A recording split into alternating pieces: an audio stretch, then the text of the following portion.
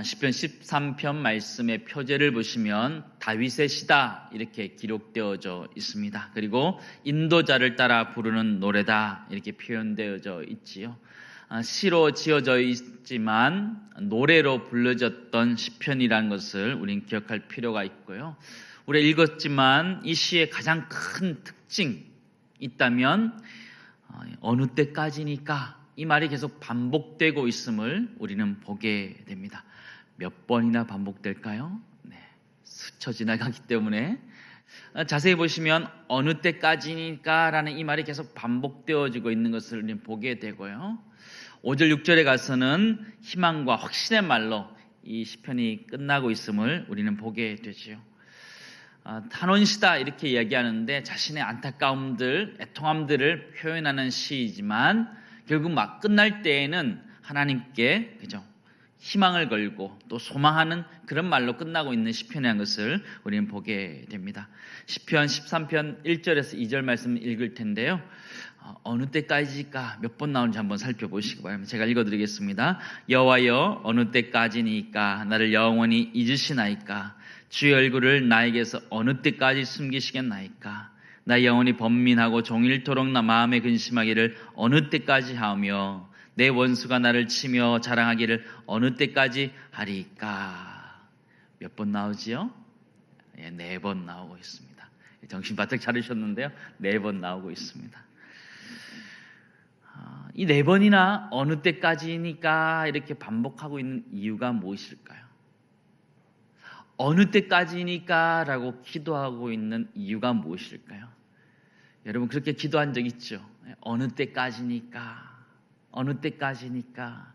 그게 기도하는 이유가 무엇이냐면 자기가 지금 겪고 있는 어려움이나 고난이나 고통이 길어지고 있을 때, 한없이 길어지고 있을 때, 이게 언제 끝날지 모를 때에 어느 때까지니까 하나님 속히 이루게 해달라고 기도하는 것을 우리는 잘 알지요. 이 시편 기자는 어느 때까지니까 이 기도를 지금 4번이나 계속적으로 반복하고 있음을 우리는 보게 되죠. 그의 고난과 고통이 길어지고 있음을 보게 되고 그의 고난과 고통이 커지고 있음을 보게 되죠. 그럴 때 우리가 어느 때까지니까 이렇게 기도하는 것이죠.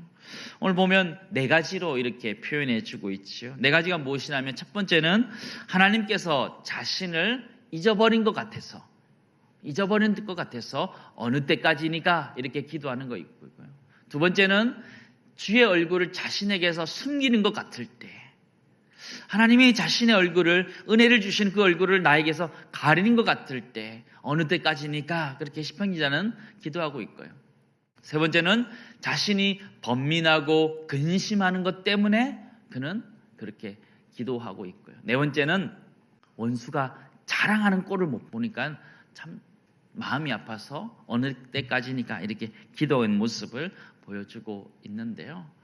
어느 때까지나니까 이 기도의 표현들, 그 상황들을 가만히 살펴보니까 대상이 3가지로 정리해 볼 수 있는 것 같아요. 어느 때까지니까 이렇게 얘기했던 이 4가지를 가만히 보니까요, 그 대상을 4가지, 그 이유를 3가지로 정리할 수 있을 것 같아요. 첫 번째는 하나님 때문이라는 거, 하나님.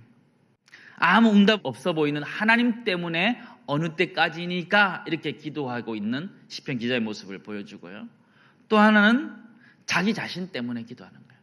자신의 번민과 근심 때문에 고민하고 있는 자신의 모습 때문에 어느 때까지니까 기도하고 있는 모습. 마지막 하나는 자신의 원수 때문에, 원수가 자기를 치고 자랑하는 것 때문에 어느 때까지니까 부르짖고 있는 모습을 보여주고 있습니다. 어느 때까지니까 이렇게 기도할 수밖에 없었던 그 환경 3가지를 이야기하고 있어요. 3가지가 뭐라고요? 하나님, 숨어 계시는 하나님 같이 보일 때 그렇게 기도하고 있고, 또 하나는 낙심하고 좌절하고 있는 자기 때문에, 또 하나는 자신을 공격해오는 원수 때문에 그렇게 어느 때까지니까 이렇게 기도하고 있는 모습을 보게 되죠. 저는 이것을 단계다 이렇게 봐도 괜찮겠다 이렇게 생각을 하게 됩니다. 우리가 기도할 때 어느 때까지니까 기도할 때에 우리는 처음에 시작할 때 자신의 고난 때문에 시작하게 되죠. 내가 왜 이런 어려운 형편 속에 있게 됐나라는 것 때문에 기도하기 시작합니다. 어느 때까지니까 이렇게 기도하지요. 그러니까 기도하다 보면 어느 순간 왜 그렇게 되었는지 그 실제적인 이유, 원수들에 대해서 찾게 되고 그것 때문에 기도하고 있는 모습을 보게 돼요. 처음에는 자신의 어려움 때문에 기도하고 있지만 좀 더 나아가면 그 원인 제공자 때문에 그랬다는 걸 알고 그것을 놓고 어느 때까지니까 이렇게 기도하게 되지요. 그 두 가지를 다 뛰어넘어가다 보면 그것이 길어지다 보면 결국은 하나님에 대해서 그죠? 기도하고 있는 자신의 모습을 보게 됩니다. 하나님에 대해서 의심하고 또 하나님 언제까지 그러실까라는 그런 문제로 귀결되어 가고 있음을 우리는 보게 되죠. 여러분의 기도를 한번 생각해 보시기 바랍니다. 오랫동안 기도 응답되지 않는 그 기도의 제목들 결국은 갔을 때 하나님께 귀결되고 있는 것을 우리는 보게 됩니다.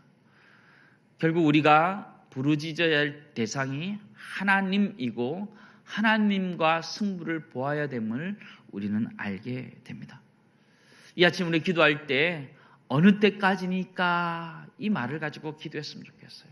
어느 때까지니까. 우리 마음속 깊은 기도의 제목들, 오랫동안 기도의 제목들이 응답되지 않는 것들, 그런 기도의 제목들을 가지고 주님 어느 때까지니까 기도했으면 좋겠어요.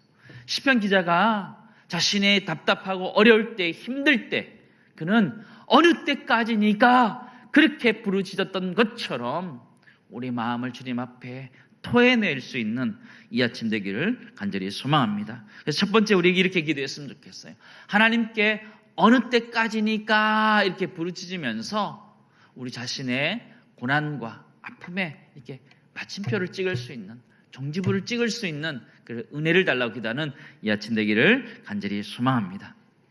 이제 시편 기자는 고난과 고통 가운데 사망의 잠이 들고 있는 모습을 우리에게 보여주고 있습니다. 우리 3절 4절 말씀 보시기 바랍니다. 여호와 내 하나님이여 나를 생각하사 응답하시고 나의 눈을 밝히소서. 두렵건대 내가 사망의 잠을 잘까 하오며 두렵건대 나의 원수가 이르기를 내가 그를 이겼다 할까 하오며 내가 흔들릴 때에 나의 대적들이 기뻐할까 하나이다. 사망의 어둠이 이렇게 몰려올 때 스르륵 이렇게 잠들고 있는 모습을 보여주고 있지요. 시편 23편에 보면 그죠? 사망의 음침한 골짜기로 다닐지라도 이렇게 표현하고 있는 것처럼 사망의 그 음침한 골짜기 가운데 그냥 스르르 잠들어 가고 있는 것. 어두워지기 때문에 스르르 소망도 희망도 없이 사라져가고 있는 그의 모습을 잘 보여주고 있습니다. 사망의 잠이 들어가고 있는 우리 모습을 그대로 잘 보여주고 있지요. 마태복음 25장 말씀 보시면 신랑을 기다리는 열처는 비유가 등장하고 있습니다. 그들이 잠들었던 이유가 무엇일까요? 신랑이 더디어 오는 것 때문에 사망의 잠, 그들이 잠들고 있는 모습을 보여주죠.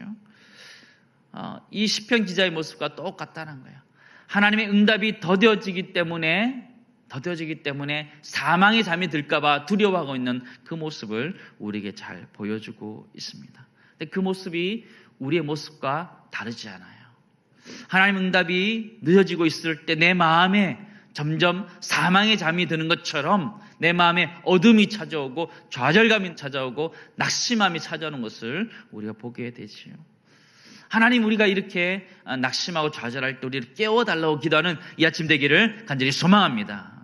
깨워달라고. 하나님 내가 좌절되고 소망이 끊어진 이 상황 속에서 사망의 잠을 잘지 않도록 하나님 사망의 음침한 골짜기로 가지 않도록 우리를 도와달라고 기도하는 이 아침 되기를 소망합니다. 시편 기자는 두려움을 가지고 있었다 이렇게 표현할 수 있을 것 같아요. 3절 4절 말씀 보시면 두렵건대 이렇게 표현을 쓰고 있어요. 두렵건대. 두 가지로 두려워하고 있는데 하나는 자신이 사망에 잘까봐 두려워하는 것이고요. 또 하나는 원수가 자만할까봐 두려워하고 있는 모습을 보게 되죠. 결국은 그 모습 역시 하나님에 대한 의심 때문에 두려워하고 있는 것이죠. 의심 때문에. 내가 사망의 잠을 잘까봐 두려워하는 것도 하나님에 대한 의심이고요. 원수가 이겼다고 자랑하고 자만하는 것들도 사실은 하나님에 대한 의심 때문에 일어나는 것을 보게 되죠. 그런 두려움이 그의 마음속에 있다라는 것들을 이야기하고 있는 것이죠. 빌립보서 2장 12절 말씀 보시기 바랍니다. 그러므로 나의 사랑하는 자들아, 너희가 나 있을 때뿐만 아니라 더욱 지금 나 없을 때도 항상 복종하여 두렵고 떨림으로 너희 구원을 이루라 말씀하시죠. 우리 아침 기도할 때 의심의 두려움들을 이렇게 떨쳐버리게 해달라고 기도했습니다. 내가 하나님에 대해서, 내 삶에 대해서 의심에 대한 것들을, 그런 두려움들을 떨쳐버리게 하시고 겸손하게 하나님 앞에 엎드리는 그 겸손한 두려움을 갖게 해달라고 기도하는 이 아침 되기를 소망합니다. 두 번째, 이렇게 기도했으면 좋겠어요. 사망의 잠에서 깨어나게 해달라고, 그리고 의심의 두려움을 떨쳐버리게 해달라고 기도하는 이 아침 되기를 간절히 소망합니다. 이렇게 기도하면서 시편 기자는 이제 5절 6절에 소망을 발견하고 있음을 보게 됩니다. 5절 6절 말씀입니다. 5절 6절 우리 같이 읽겠습니다. 나는 오직 주의 사랑을 의지하여 싸우니 나의 마음은 주의 구원을 기뻐하리이다. 내가 여호와를 찬송하리니 이는 주께서 내게 은덕을 베푸심이니이다. 아멘. 나는 오직 주의 사랑을 의지하여 싸우니 나의 마음은 주의 구원을 기뻐하리이다. 고백하는 거예요. 주의 사랑 속에, 주의 구원 속에 머물고 있는 그 다윗의 모습을 잘 보여주고 있죠. 1절, 2절, 3절, 4절에서 의심하고 두려워했던 그의 모습이었지만 이제 시편의 5절, 6절로 넘어가면서 주의 은혜를 회복하며 주의 구원을 회복하고 있는 이 시편 기자의 모습을 보여주고 있는데, 이 아침 우리 모두가 그 하나님의 기쁨과 주의 구원을 회복할 수 있는 은혜가 우리 모두 있기를 간절히 소망합니다. 이 믿음 굳세라라는 찬양 가사 혹시 아세요? 여기에 모인 우리 어떤 자라 그래요? 주의 은총 받은 자라. 그걸 잊지 않으셨으면 좋겠어요. 여기에 모인 우리 주의 은총 받은 자라, 주의 사랑을 의지하며 주의 은덕을 받은 자랑을 기억하며 오늘 하루를 믿음으로 살아내며 이번 한 달 믿음으로 살아낼 수 있는 내가 우리 모두 있기를 간절히 소망합니다.